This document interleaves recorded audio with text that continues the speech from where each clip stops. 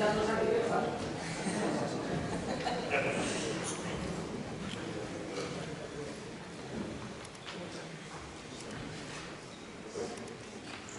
noches. Hace mucho tiempo, en una galaxia muy lejana, o sea, en mi adolescencia, yo ya leía y admiraba las crónicas literarias de Ángel Antonio Herrera. ¿Se me ha oído? Empiezo de nuevo con la galaxia de San. Sí, por favor. Volvemos sobre esa batalla. Hace muchos años, hace mucho tiempo, en una galaxia muy lejana, o sea, en mi adolescencia, yo ya leía y disfrutaba y sentía especial complicidad, sintonía y hermandad literaria con las crónicas de Ángel Antonio Herrera. Me fascinaban esas crónicas la habilidad, la destreza, la ligereza con la que era capaz de saltar desde la imagen proteica de Claudia Schiffer entrando en una sala con un centauro mitológico a un retrato evocador de Pepa Flores, o a Una última noche de Manolete, o a Manuel Machado por las calles de Madrid, y todo con esa mundanidad y con ese trazo literario de fondo que después fui descubriendo también en su poesía. Yo entonces cuando lo leía decía, yo quiero ser amigo de este tío, quiero ser amigo de alguien que escribe así de bien, porque ya me sentía amigo de sus textos. Y como dice Humphrey Bogart, Harry Dames, a Ava Gardner, la condesa Torlato Fabrini en La condesa descalza, la vida siempre se empeña en imitar al arte.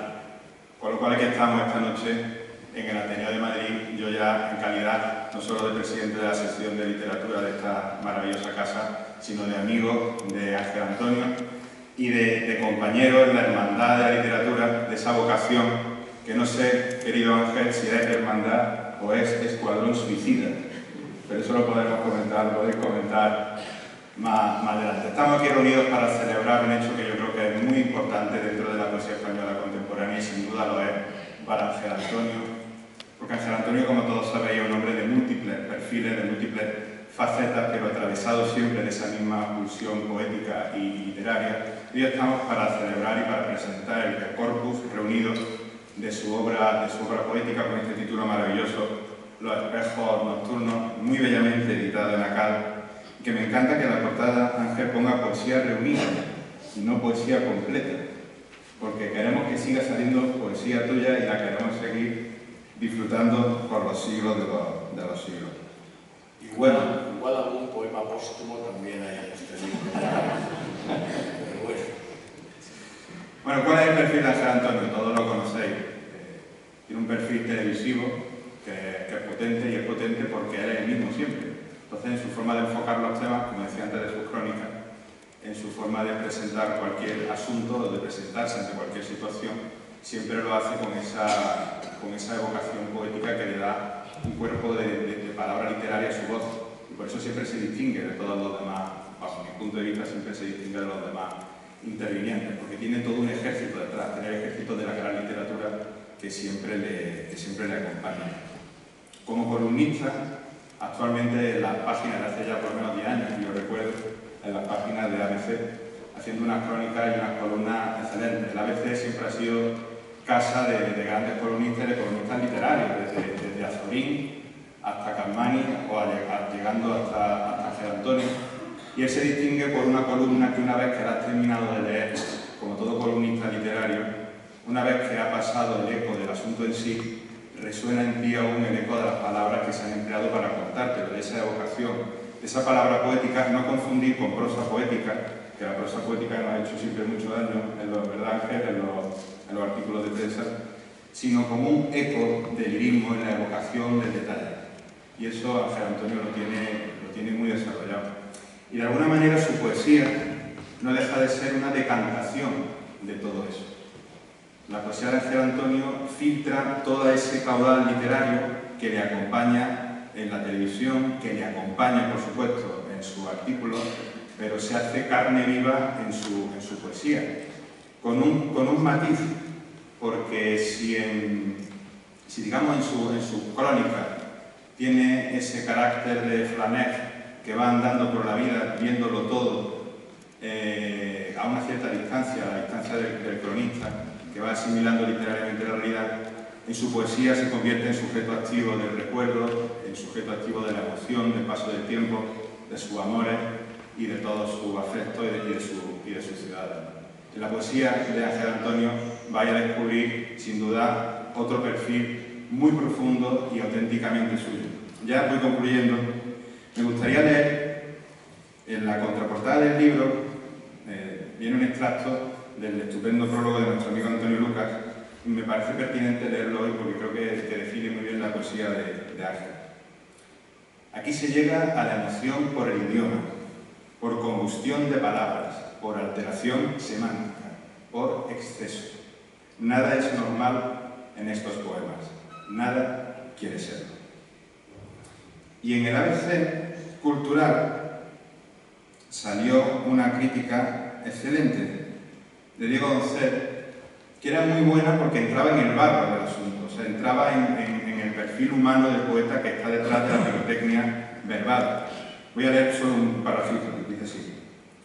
Nadie como él ha sido entre nosotros ese maldito en traje de calle que atraviesa las aceras y los bares de la ciudad, perseguido por el olor de los platós de televisión. Nadie como él ha perseguido esa vida secreta que hace de la poesía una barbarie de la escritura. En sus poemas está el romántico, que sabe que lleva una tragedia dentro, y el poeta que se juega el poema por crear una metáfora sobre el dolor y la pasión de vivir. Ángel Antonio Herrera ha logrado hacer de la imagen no una pirotecnia verbal, sino un aliento interior.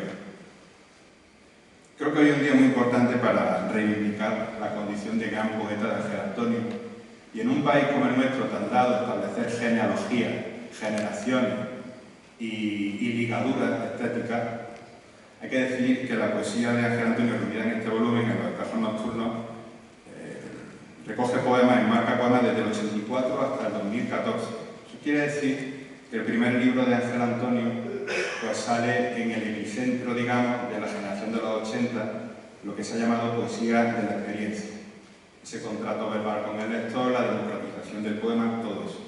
Sin embargo, yo creo, y luego Ángel podrá decirme todo lo que quiera, que la poesía de Ángel Antonio establece un lazo mucho más potente con la generación anterior a la suya, con la generación novísima, con ese fuego verbal que enlaza con el 27, que enlaza con Federico García Lorca, que enlaza con Rimbaud, que enlaza mucho con Baudelaire, y de ahí esa condición de paseante, también en sus crónicas y también en sus poemas de Ángel Antonio, es decir, que enlaza con la gran poesía simbolista y con la gran poesía que tiene el reto mayor en el lenguaje, en fustigar el fuego del idioma. Ahí es donde está la poesía de Ángel Antonio Herrera. Por lo cual, una poesía que es muy difícil, digamos, incardinar en lo que sería el eje de los poetas de su generación, porque se sale con mucho de lo que se llamó la nueva sentimentalidad o la poesía de la experiencia y está mucho más cerca de ese rutilante fervor por la palabra novísimo, digamos. Yo terminaré leyendo un poema de Ángel Antonio y antes voy a presentar a los demás miembros de esta mesa tan agradable. Voy a empezar por Mónica Carrillo. Bueno, todos son amigos de Ángel Antonio y todos tienen un caudal literario dentro, ¿no? Mónica Carrillo, que está aquí no solo en su calidad de presentadora y de amiga de Ángel Antonio, sino también en su calidad de escritora. Nuestro querido Miguel Reyán, que es presidente de la sección de teatro del Ateneo y que tanta alegría nos está dando en esta casa y que yo creo que se ha hecho, si no todos los clásicos, se lo ha hecho casi todos, por lo cual la gran literatura lo atraviesa de lado a lado. Y Juan Echanove, que todos lo conocéis también, que también se ha hecho todos los clásicos o casi, y que conoce de cerca la mejor poesía, el mejor Lorca, porque Juan sabe muy bien cómo canta una ciudad de noviembre a noviembre. Y por último, me acompañará al piano Jimmy Barnatán, que es músico, es actor, es escritor de novela también, o de crónica viajera. Además, me gustaría recordar también a sus padres, que son muy queridos, Rosa Pereda y Marco Ricardo Barnatán, grandes escritores. Barnatán, padre, también poeta novísimo. Y ahora, para acabar, voy a leer porque, en teoría, yo terminaba aquí. Lo que pasa es que llamé a Ángel hace unos días y dije, mira, yo no quiero estar en el acto tuyo sin plegarme el homenaje de leer uno de tus poemas. Así que va para ti, querido Ángel. Se cruzan hombres y mujeres en el beso. La noche mirada así, asoma convulsa y bella como un anhelo. Es la hora en que las mulatas marean el hall de los hoteles y los pianos convalecen como enlutecidos dioses. El malecón piensa en ti. Nada más bello que una isla, que esta isla, cuando conspira el crepúsculo. Dichoso de excesos, hay quien duda entre pedirse otro trago o mansamente morir. Enseguida será la hora en que los boleros se asombren de hallarnos aún solos, y otra luna, más seria, doblará sus claros dones entre los que se cuidan, malditos. Al fin, una dorada tarde, la vida entera da al mar. Las piscinas aún nos recuerdan a las valquirias con bucles de agua y lozanías de espada que leían novelas de aeropuerto. Se perdieron sin mirarnos a los ojos. Hubo trovadores de asalto que en vano probaron embelesarlas al oído. Llovió salitre y alguien lloró sin ser visto. Las piscinas todavía nos recuerdan a las negras de selva que sorteaban las hamacas ofreciendo flores de dólar que, de tan bellas, ni tienen nombre, ni quizá lo tendrán nunca. La Habana mira a la noche como una amante.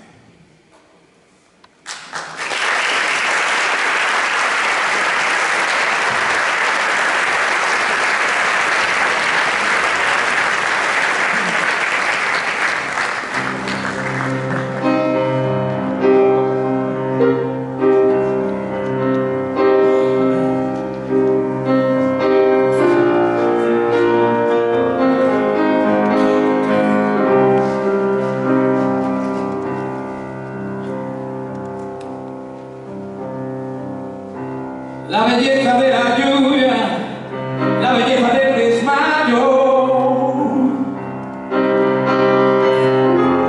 el espejo donde cabe el adorno y el espanto, el puñal, la esperanza, la pantera, la violencia de agosto y su claque de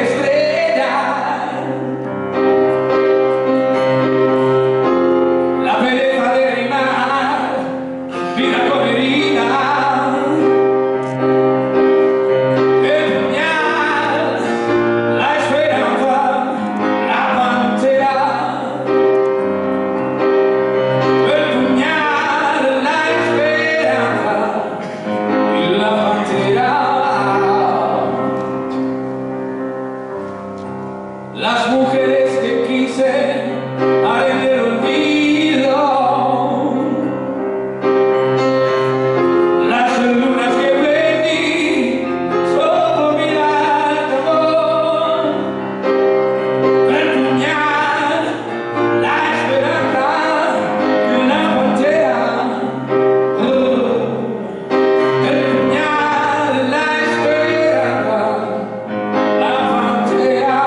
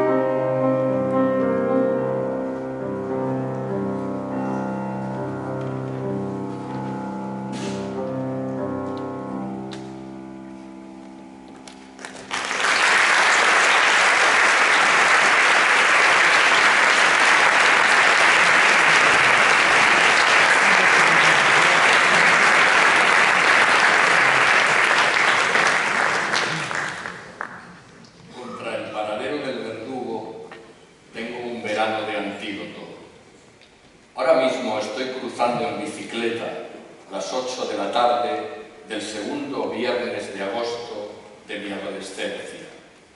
Me creo el dueño de un cielo donde cantan todas las cosechas del color azul. Mi vida es ancha como una promesa. Mi corazón suspira como un revólver. Sé y no sé que respiro eternidad, acaso en el último engaño de la alegría.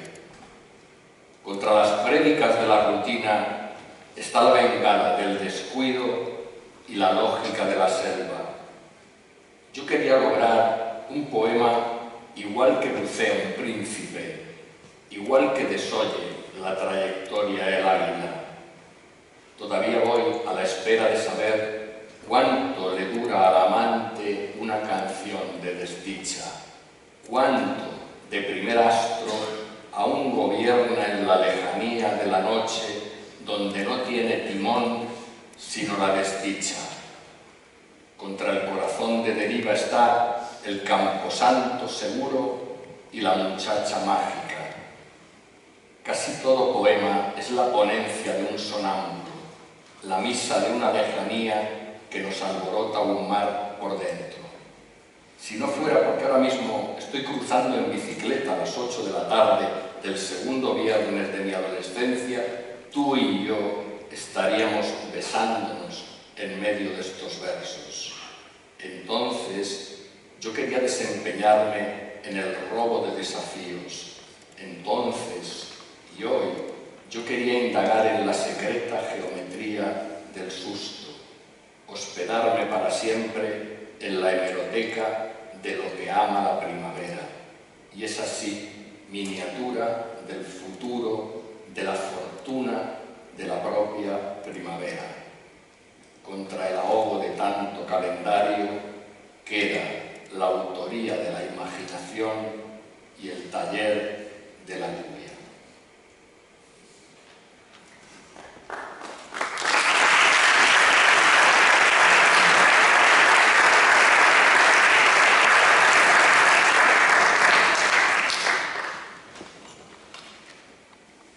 En el momento de invocar este primer verso, un solitario, sin lucha ya, ni consuelo, se habrá enamorado de otra muchacha que ajenamente pasa.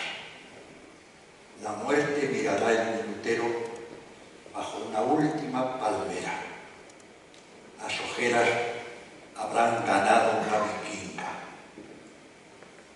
Mientras yo elijo la esdrújula con que tejer el siguiente desvarío, una nueva tragedia habrá matado la misma esmeralda en diversas familias. La deshora inventará el indulto entre piratas. La matemática se habrá apuntado a la orgía. En lo que dura el recodo de la recitación de un deseo, la noche habrá visitado una república de tímpanos. El pánico habrá ocupado la autoridad de varias proas. La tormenta habrá vuelto entera al desánimo de los que cuidan, quizá en vano, el andamio de los antídotos del estrago.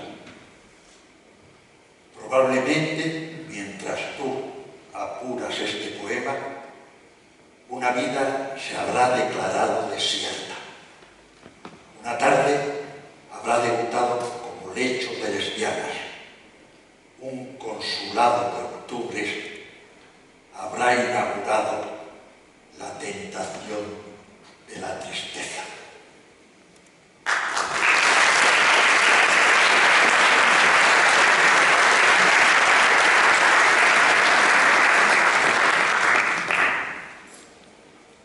Tengo sábados con la infinitud de mi infancia, pero a veces mi nombre no me recuerda. La tarde se aleja con nostalgia de remo o de amante.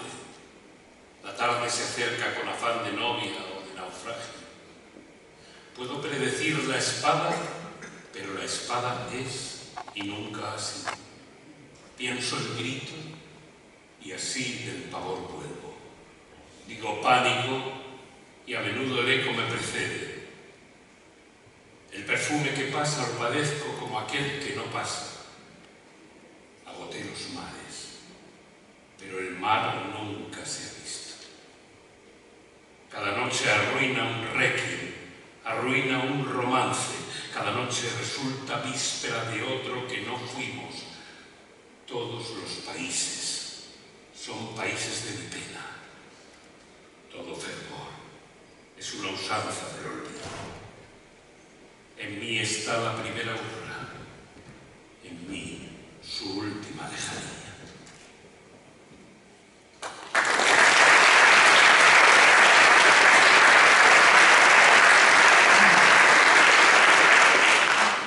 Quizá ya ha vencido mi vida su mitad de orquídeas. Quizá tiene ya mi brújula más poniente que pelea. Aún joven próspero para el luto, pero mayo me pesa como una tutela de anclas, con un viejo recuerdo de cuando el corazón nacía a diario, de cuando cruzar un puente era cruzar una sorpresa. Si miro a mi infancia, nombro una cercanía, si insisto y miro a la muerte. Mi salario de sol se va haciendo diciembre. El invierno ya persigue en mí a un hermano. Me quedan y no me quedan el frío, la apetencia, los perfumes, las muchas maneras de morir que ya he cumplido.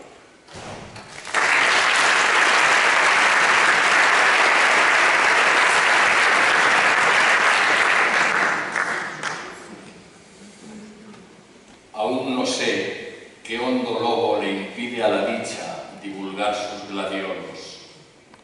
Qué luto de atadura no nos deja el Edén de morirnos durante cada siesta. Qué último carbón se emociona si pulso la pureza de la mácula de aquel septiembre cuando se acabó una madre que fue la mía. No sé todavía qué alacrán de secuela arde en la blancura donde los placeres desguazan el sábado. ¿Qué premio de asco pretende hasta dormirse el miedo que me divide por dentro?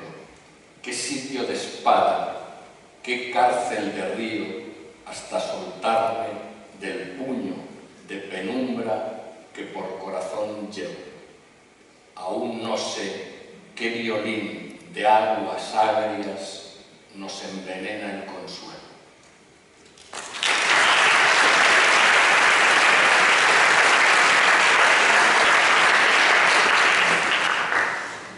Bien, si os parece, hacemos una breve pausa en los poemas y mantenemos una conversación con el autor. Ángel Antonio, supongo que es una respuesta fácil, ¿no? ¿O no? ¿Qué es los espejos nocturnos? Bueno, pues los espejos nocturnos es así en fin, como artefacto, como artesanía, como libro, son 30 años de poesía publicada. Es decir, desde el año 84 al 2014, los 6 libros de poemas que yo he publicado desde que tenía 20 años hasta que tenía algunos menos que hoy, ¿no? Y es una biografía en verso. Algún clásico sostenía que no hay otra biografía en el poeta que el poema. Yo solo suscribo, ahora que hay más de un poema aquí, esto evidentemente es una biografía a lo ancho, es más o menos una biografía plena. Antes alguna gente que había aquí fuera me preguntaba si realmente, en fin, yo que participo de muchas hebras de lo literario y a veces algunas de lo público, suscribía lo que es, en fin, mi labor poética de una manera igual o parecida a otros desempeños, que por lo tanto sí podría hablar de mi vida en un programa de televisión o en una revista o en una entrevista o en un libro. Mi vida privada está en los poemas. Y el que quiera saber de mí de verdad a fondo, que se gaste 20 euros, que no es mucho, ¿no? Y que realmente aquí está perfectamente descentrada y sometida y boca arriba toda mi vida, la ruina y el entusiasmo también, ¿no? Entonces, bueno, esto es un poemario de poemarios, ¿no? Y entraña pues esa cosa de, en fin, la existencia, la vida misma, ¿no? Hay otra cosa así, la poesía no sabe muy bien lo que es, pero bueno, uno de vez en cuando va tirando de recursos, de definiciones de otros, de aproximaciones a la definición de otros. ¿Podría ser la poesía el apodo de la vida? Podría ser, está aquí, ¿no? ¿Podría ser, en fin, la poesía una brillante manera de fracasar? Pues probablemente también, aquí está, ¿no? ¿Podría ser un éxito de la tragedia íntima? Pues también. ¿Qué hay aquí? Pues un hombre. Y si hay un hombre, hay una asamblea de hombres, porque yo creo que cada día me desconcierta y me resulta más estupefaciente que yo y tú, Miguel Reyán, solo llevamos una vida. No llevamos 10 vidas, ¿no? Esto es totalmente... No, yo sé que de ti no me puedo fiar, pero 10 no, te vas a... Quiero decir, en el libro se recoge como tema, pero como tema involuntario, por tanto espontáneo, y de obsesión natural, que el hombre es muchos hombres, ¿no? Y entonces el espejo nocturno devuelve a otro. El que amó es otro, el que vuelve a amar es también otro. Y nosotros estamos hoy aquí hablando de versos, pero ahora mismo está muriendo alguien, están operando, nosotros hablando de la vida de otra persona, y alguien se está enamorando y desenamorando. A propósito de lo que dice, que es una manera de fracasar, sí. Nosotros decimos en teatro, ¿verdad, don Juan, que la mejor representación siempre es la siguiente, porque nunca sale. Es que los empeños que merecen la pena nunca salen. Ricardo III no sale nunca, ni la quinta de Beethoven, pero hay que intentar. Lo digo porque tú dices que cada poema es el borrador del siguiente. Sí. Porque nunca sale. Claro, porque el poema no se ultima nunca. Es decir, tú te apartas del poema. Yo sostengo que el poema es el borrador del siguiente, que no es una cosa mía, pero que, en fin, alrededor de este libro se ha manejado bastante. Es una combinación de Octavio Paz, yo porque Octavio Paz me parece un poeta altamente respetable. Entonces, él decía que un poema es el borrador del siguiente. Y cualquiera que ha escrito, y sobre todo cualquiera que ha escrito con vocación de ahondamiento, de búsqueda, de infracción, que es como me gusta también escribir, sabe que está escribiendo realmente el borrador del poema que uno ha escrito. En este libro, que yo he ordenado de manera desordenada, es decir, que su orden cronológico es inverso, no empiezo en los poemas de los años 80, sino en los poemas de los años 2000, a mí me gustaba que fuera así porque me gustan más los últimos poemas. No hay ninguna otra, en fin, conjetura. Perdón, los últimos poemas que se dan el borrador de lo que estoy haciendo ahora, que es el libro que me interesa. Sí, bueno, este también, ¿no?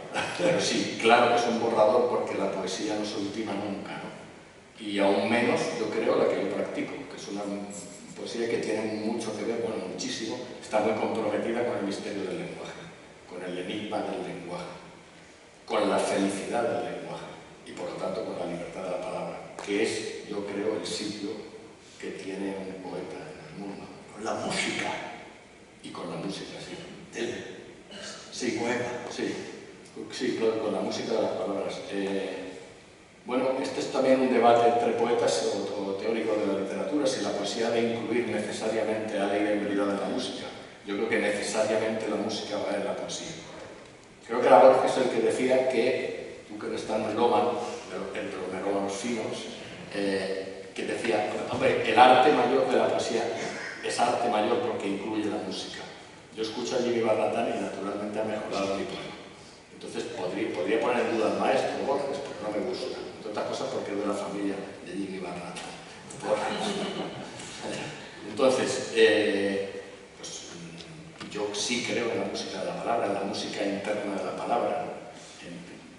Cada palabra es otra cosa. Si uno lanza una palabra muy lejos en el discurso, en la trabazón del lenguaje, llegas más lejos que la vida. Por eso yo creo mucho en la metáfora. No avala a un poeta, pero es una garantía de poeta para mí.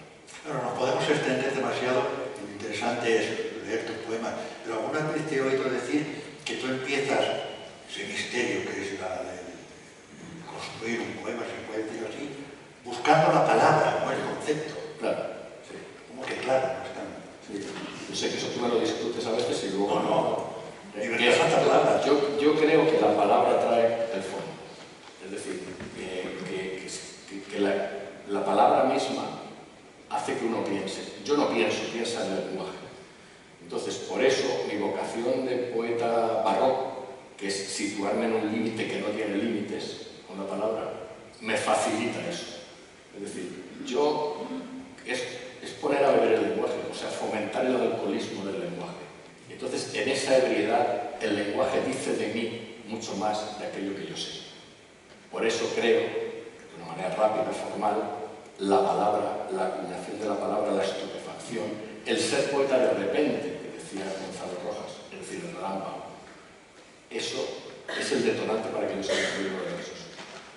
Y para terminar, porque si no, a vosotros no decís nada. Hay que decir que todos estos poemas son poemas que están aquí, son de diversos. ¿Podemos preguntar? Claro. Y por eso, Señor Esteban, ni nacional luego, siempre. Yo solamente quería decir una cosa, perdóname, Mónica. Yo siempre he pensado una cosa, que estamos hablando de palabra, de música. La palabra es efímera, como algo, no me lo tome como una cursilería, pero tiene mucho que ver con los ciclos vitales de las mariposas y de algo que eclosiona. Es decir, las palabras, estación al viento, todas esas rollos y tal, pero es que al final las palabras vuelan. Entonces, una palabra no es más que una palabra. Una palabra bien utilizada es una palabra bella, pero cuando la belleza inunda la palabra, que ya no puede más, la hace eclosionar, se convierte en música. Es un estado que tiene que ver con la propia palabra, con lo duro que es la palabra, incluso en nuestro idioma, que es una palabra realmente dura, abrupta, pero al final no puede más, y si es bella, se convierte en música.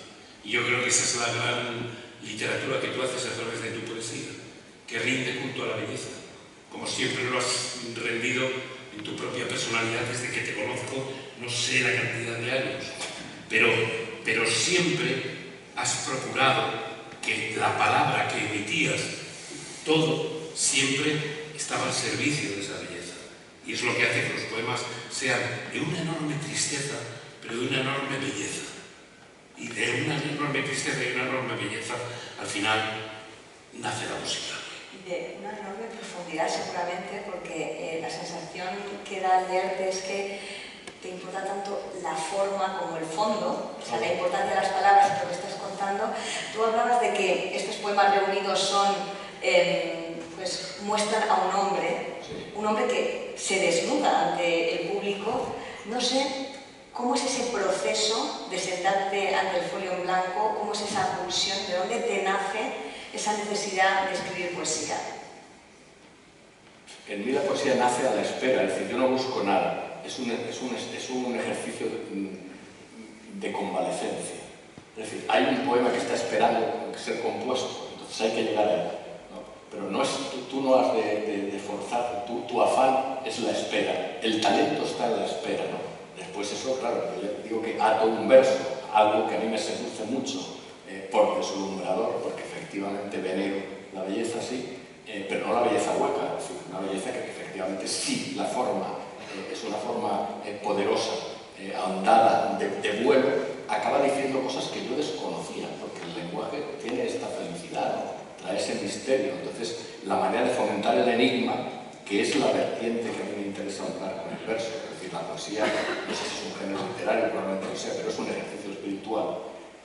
Yo acabo abandonando el poema porque puede conmigo físicamente ya, y entonces de esos supuestos hallazgos o no, pues paso a otro, bajo, no sé, la esperanzada desesperanza de hacerlo mejor, ¿no? Pero bueno, es así, es misterioso. Yo creo que nadie sabe bien cómo se resuelve un poema, cómo se compone. Seguimos. Leo, Estamos nosotros. Maestro.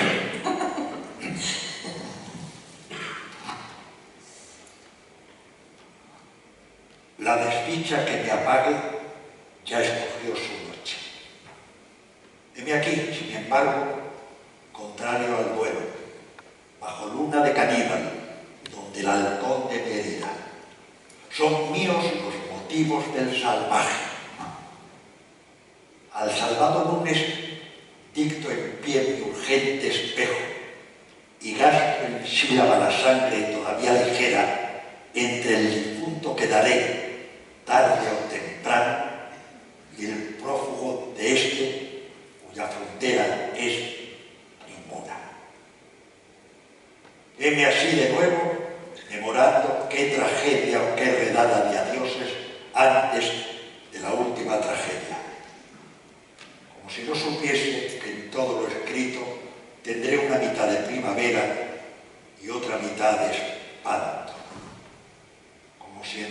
hubiera olvidado que va en el decir mi dolor y va mi consuelo.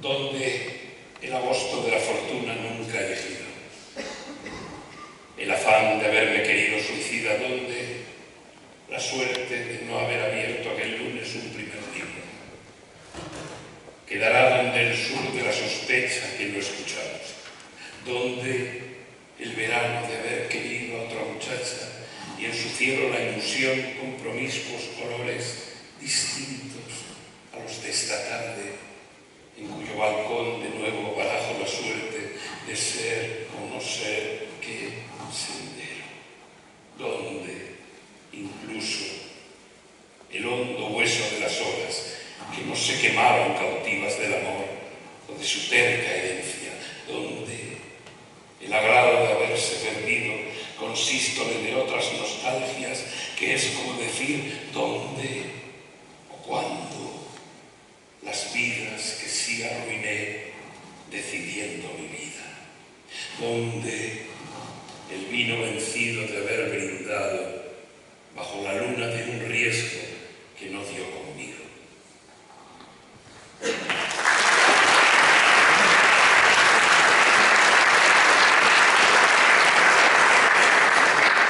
Hay una brújula que sirve al susto, hay un atajo que incluye el rodeo, hay una puntería en el despiste, hay un desacato en los telescopios, hay una estrofa de feliz febrícula, hay una discrepancia en toda prueba, hay un fracaso de arpa en el eco, hay una cordura para el lunático, hay una conspiración de domingos, hay un apego a la lejana víspera, hay una lluvia bailando con diablas, hay un calendario donde me muero. Hay una paz en premio del peligro, hay una extranjería de durmientes, hay un uso secreto del desmayo, hay una sed nocturna de remedios, hay una emoción cuya alcoba es tuya, hay un primer espejo sin nosotros, hay una última oscuridad de amantes.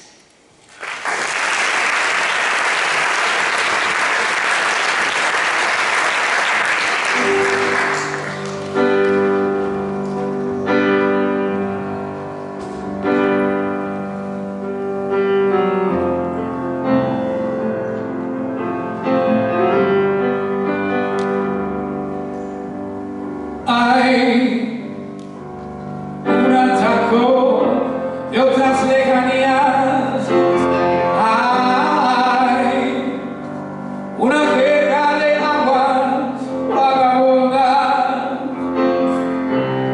hay un tintero que no tiene tinieblas, hay un solitario fuerte pendiente,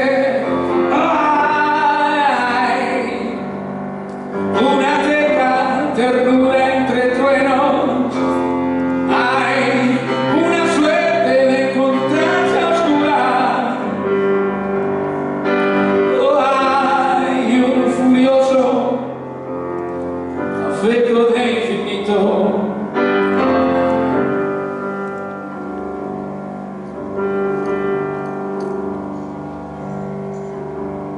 Hay una pereza que no descansa, amor.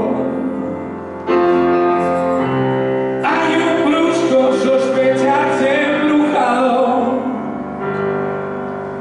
Hay un modo de acomodarse a nadie. Hay una blanca unidad de veneno. Hay una conspiración de astrolabios. Hay un domingo anfitrión del infierno. Hay un sol que pertenece a los muertos. Hay un convalecerse de armadura. Hay un volcánico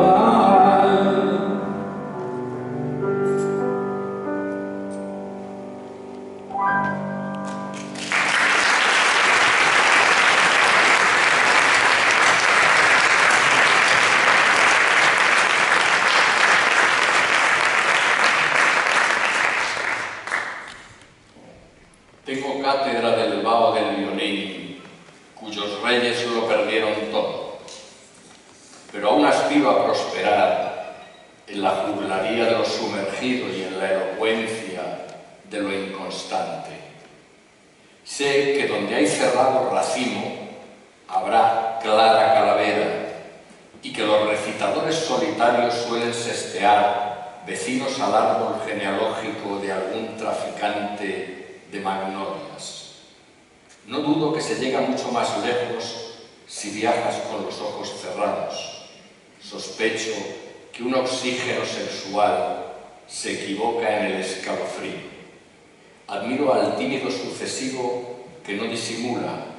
Comparto a deshoras el espíritu del artesano recóndito que prepara, entre penumbra, la perla de prodigio para las amantes de otros.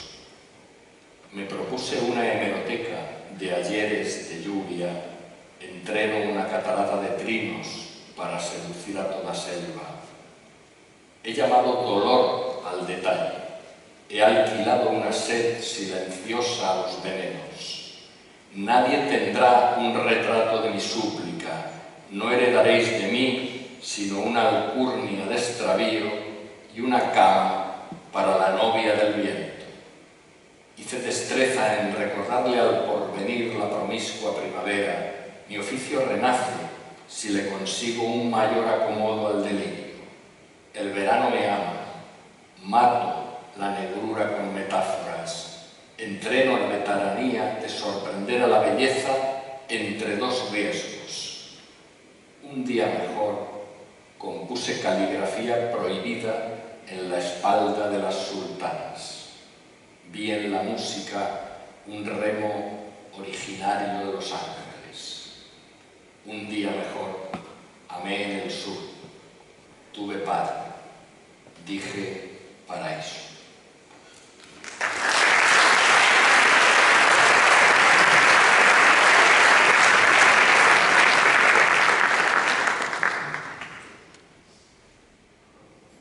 Dame nombres de corsario si en La Habana me vieras.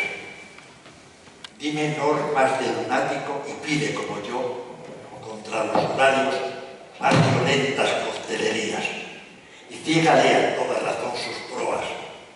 Y piensa hondamente que sí, que siempre tu alto verano en tu vida, mientras la noche se sigue cargando de muchachas como negros relámpagos. Tocan cha-cha-cha todo el fragante nightclub del deseo. Tu nombre en la memoria arde o daña. Nunca está solo quien ha amado, nunca aquel que escribe en los puertos. Aquí, si me vierais, sabed que me pesará el recuerdo con anclas de catástrofe, y que no soy sino el ebrio que busca borrar sus lutos cuando la belleza desquicia el mundo y las mulatas entran a los pórticos el aguacero de sus tacones. Otras salen de rojos chérroles hacia el hall de los hoteles desvelados para la fiesta del sexo o la música. Yo estaré siempre de ti enamorado, y a los ojos te mirará mi embeleso aunque no esté temblará el timbal del corazón como si a mi costado te durmieras. Oídme y al fin complaceréis a un perdido. Aquel que fui y acaso seré desguaza deshoras y transita desórdenes pensando que la muerte solo viene en días fríos.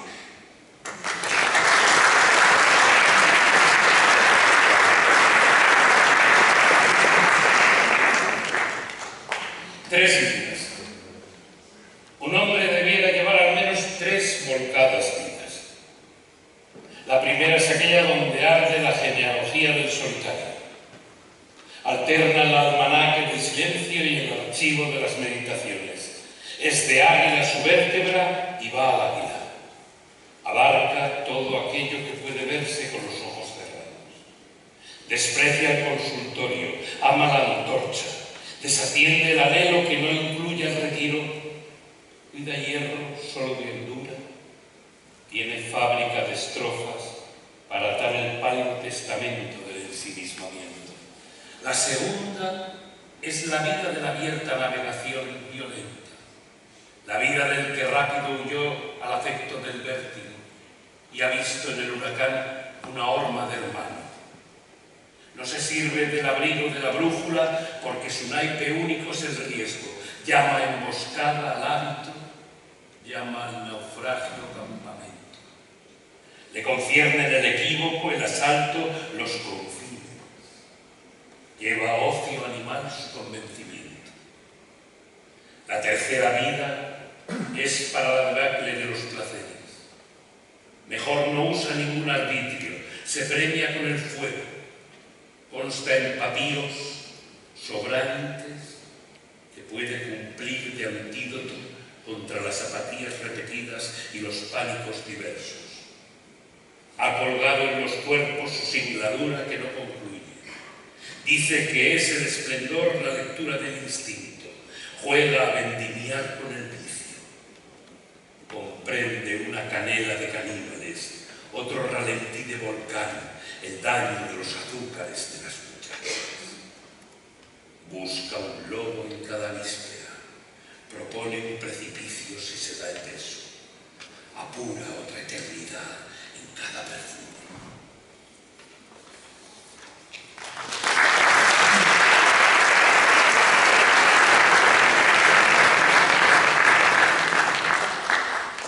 Llevamos la vida sin consuelo de los puentes.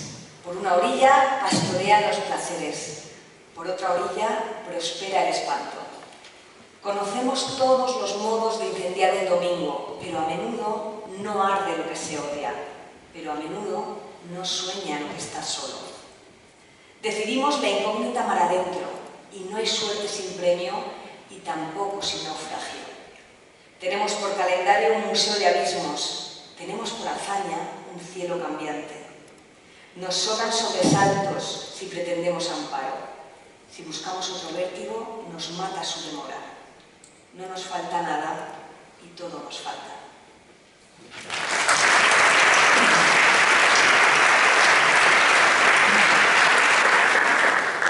Este poema, como algún otro el que ha leído Miguel Reyán antes y el de Azaustre, tienen de fondo la ciudad irreal de La Habana. Y este en concreto se lo quiero dedicar a Carmen, que viene de salvarse. Quiere decirse que también me doy a vivir la soledad suicida del enamorado y así le hablo al ron en tristes términos, o reparto tu nombre por los puentes y siempre el corazón a mí regresa gravemente ensimismado, el ciego corazón portuario que vengo arrastrando con algún linaje parecido al tuyo. La luna ocupa sin descuido sus palcos en las fiestas espejeantes de trompetas y los cuerpos sacan a las pistas la ebria juventud donde se hablan. Hace un calor sin duda de otro agosto y en cada mirada vive un peligro. Alterno el sur de la petencia con los perdidos despeñaderos de la añoranza.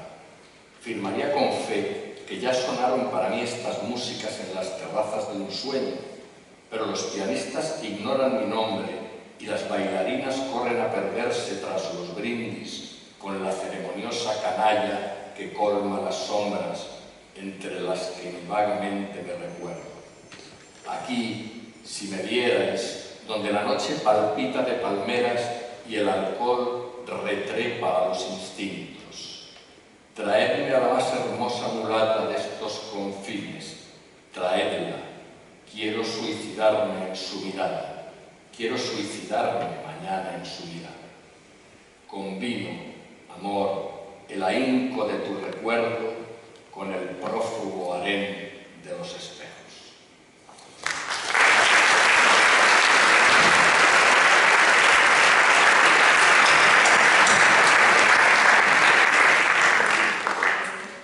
Y la sangre que va indómita y desemboca en el caballo, y las escarchas de azabache que ocupan el cataclismo de las orquestas, y el tabaco de intuición que nos entorna el parentesco culto entre el puente y el propósito, y la añadidura del sábado, el mejor nido lo usábamos en el saqueo de sirenas, y las vísperas que le preparan planes al pasado, la lluvia que busca proyectos con la infancia, y la majestad de la novia de la munición del vagabundo, y la intimidad de la munición de la memoria del desánimo, y la imprudencia de la dicha que le discute el luto a los boleros, y el vecindario de tiniebla que le añade belleza al incendio, y el eco que sale a una cacería de campanas, y el nácar que de pronto amanece nocturno, y el champán que le pone mérito al solitario,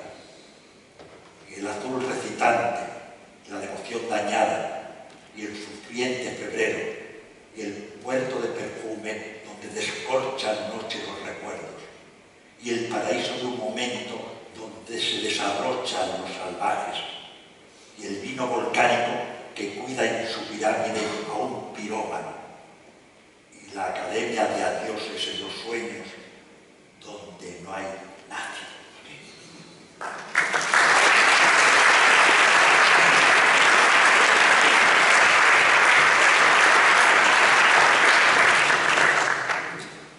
Si digo dicha, digo también infancia.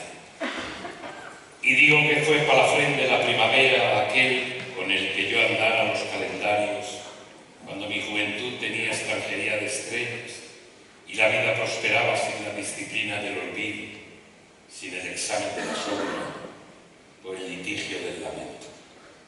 Si escribo abril, también escribo beso, y escribo así que cené ternura entre tigresas, y que me juzgaron inmortal aquellas lunas cuando la audacia cazaba de mi vuelo, cuando el mar no era el mar, sino su riesgo, cuando no era el corazón esta inútil brújula de solitario.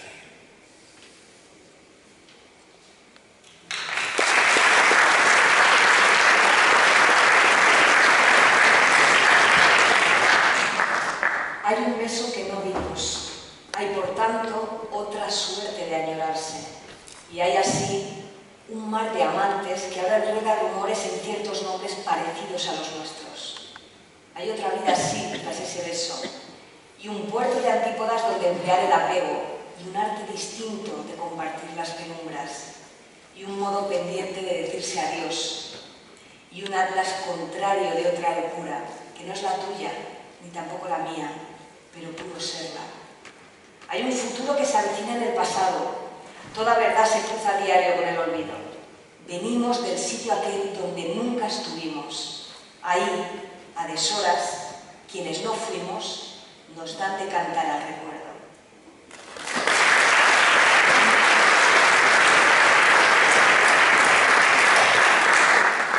Bueno, no se asusten que esto acaba ya. Vamos a cerrar con un poema coral. No estaba escrito para esto, naturalmente, pero bueno, es un texto, o sea, es un poema que va hilvanando, va trenzando los versos. Lo que contaba antes, aparece un verso y de ese verso se tira de nuevo al siguiente, y el hallazgo, supuesto hallazgo del siguiente, da paso a la siguiente estrofa, que vamos a leer entre los cuatro.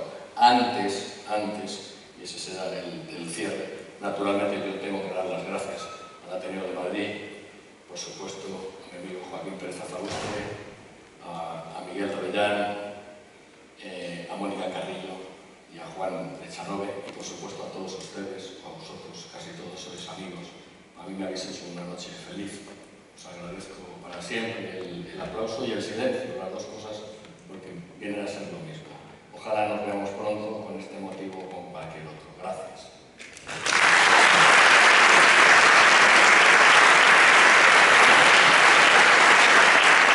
Y este es como el cha-cha-cha o el rock and roll del barroco, ¿no? En las catedrales del daño yo canto como el que suelta en alta mar nocturno una lámpara alimentada de alhajas. Una lámpara alimentada de alhajas es también el peso impredecible que hay entre una muchacha y la melancolía, la razón de locos que hay entre una estrategia y el lamento. Entre una estrategia y el lamento, lo que también puede ocurrir es un hombre que en un atardecer se creyó paraíso, un hombre que sospecha pánico en los cumpleaños, un hombre que todo lo fue fiando a la innatura de lo inútil y al esparcimiento de la nada. Un altamar nocturno es una medida de la existencia donde igual te encuentras un brinco de adivinaciones que un colmo de cicuta. Un colmo de cicuta es un telescopio para los más tristes, un santoral de averías para quien perdió hace tiempo el mástil del argumento. Un brinco de adivinaciones es una droga brusca de dominio poético, una bacanal de la analogía donde puede venir el pasado a la deriva, donde parece que fulgura lo que nunca llega a pasarnos al final del pasillo. En las catedrales del daño yo canto todo esto mismo, como si conllevara algún consuelo sacarse de muy adentro un volcán de espejos. Un volcán de espejos es una condición propia del desesperado, un diagnóstico antiguo del poco sosiego en que ha ido aliviando la suerte aquel cuya soledad entendía lo difícil, desayunaba otra lluvia, le hablaba de anteayeres al espejo y repartía líquenes de luto desde la orilla de los últimos horarios. Entre una muchacha y la melancolía también puede suceder la biografía de amores de quienes miran sin conocerse la misma música, la tradición de crepúsculos cuya luz cuida la emoción que no existe. Gracias.